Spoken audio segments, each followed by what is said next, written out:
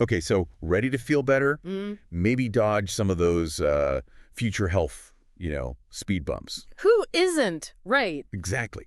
But who has time for another one of those crazy workout plans? All right. Those are the worst. Yeah, so that's where this deep dive comes in. Okay, I like it. We're ditching the gym guilt, Yes. and we're diving into some really surprising ways that even small changes Okay. to your activity level can make a big difference. I love that. And, we're going beyond just the usual exercise is good for you talk, right? Right. We're going to really unpack the science behind why that's true. Okay. And more importantly, how you can actually use this information to make lasting changes in your own life. I love it. Yeah. So we've got some great sources lined up for you today, including one from the Better Health channel. Okay. They're all about practical advice. Excellent. And guess what?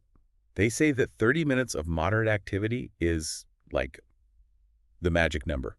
30 minutes. Okay. 30 minutes. Now before you hit the panic button, This isn't about high intensity training. Yeah. The source actually highlights things like brisk walking, even just taking the stairs instead of the elevator. It's about shifting our mindset from that dedicated workout time to a more holistic active living approach. Right. Like sneaking in the activity throughout your day, Exact. which actually makes so much more sense for most people. Right. And speaking of sneaking, let's talk about the benefits. Okay. Because this is where I think things get really interesting. Because this is really fascinating. Exercise is good for your heart, helps you manage your weight, strengthens your bones. But did you know that even moderate activity can have a huge impact on your mental health? Okay, see, I got to admit, that's the part I always struggled with, like finding the enjoyment in exercise. Right. But you're saying that there's a mental health boost too. Tell me more. Imagine this. Yeah. You take a brisk walk, maybe during your lunch break.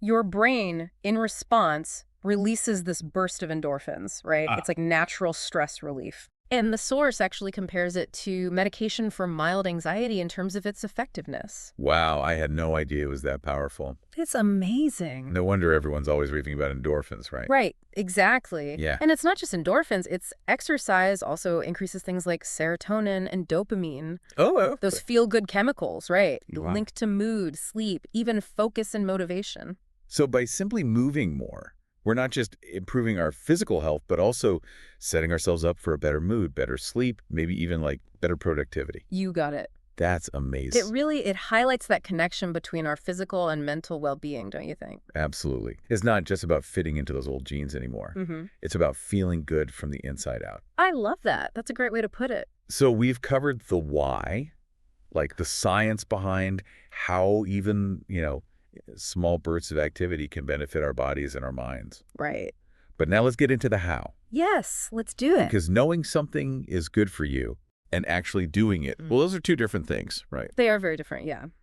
And that's a really key point. And thankfully, our source offers some practical advice here. Okay. It emphasizes finding activities that you actually enjoy. Okay. Things that fit into your life, Right. rather than feeling like another chore on your to-do list. Okay, now that is music to my ears. Yeah.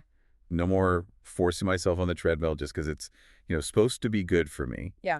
But what are some examples? Like, what if my idea of a workout is walking to the fridge for another snack?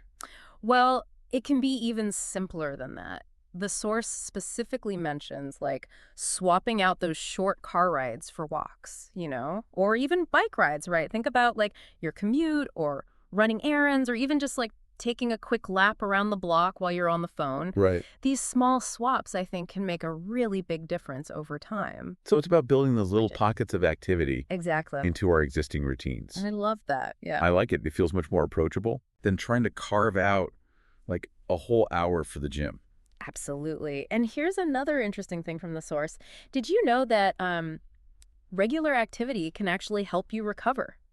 If you've been, unwell or, say, recovering from an injury, incorporating movement can actually be incredibly beneficial. That's amazing. It's like our bodies are designed to move even when we're healing. Isn't that interesting? Yeah. I've definitely noticed that being more active in general helps me bounce back from, colds and things quicker. Right, exactly. It speaks to that remarkable adaptability of the human body.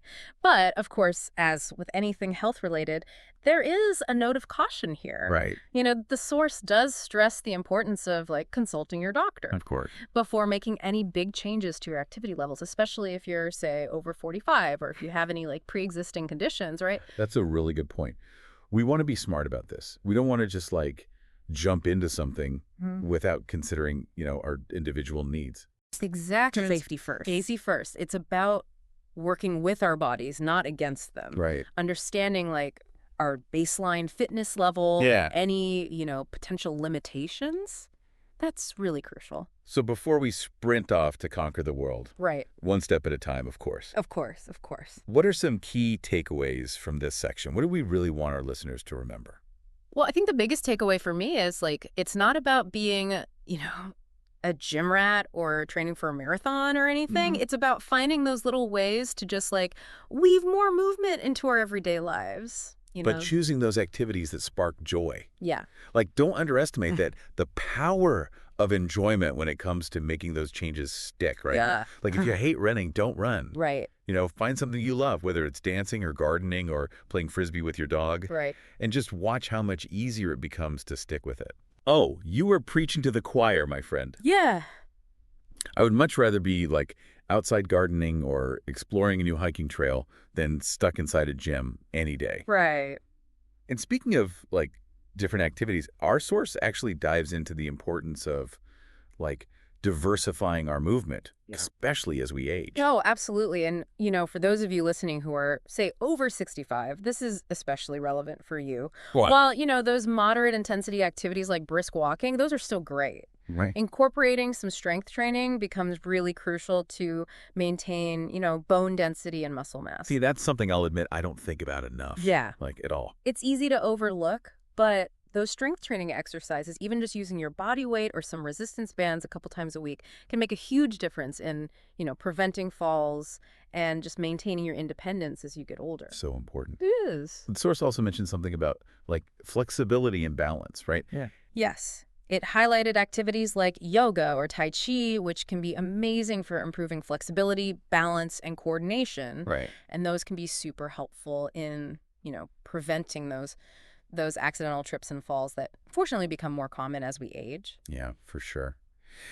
This deep dive has been such an eye-opener for me. It's not just about squeezing in a 30-minute workout, Right. It's about understanding how movement is really a part of every aspect of our lives. Yeah. Yeah. And kind of changing our perspective from have to get to. Ooh, I love that. Right. From boosting our mood and our mental clarity to strengthening our bodies and even like we talked about aiding in recovery. Right. It's about embracing a lifestyle where movement is something that we celebrate and enjoy, not something we dread. Yes, 1,000 times, yes. So for anyone listening who's ready to ditch that all or nothing exercise mentality, Please do. remember this, okay? You have permission to move in ways that feel good for you, Yes. both physically and mentally. Find what sparks your joy. Start small. Celebrate those victories and just watch how those small steps transform not just your health, but your entire outlook on life. So well said. Such a great point to end on. And that's it for this deep dive. We'll catch you next time for another insightful exploration into, whatever fascinating topic we unearth. Until then, stay curious, friends.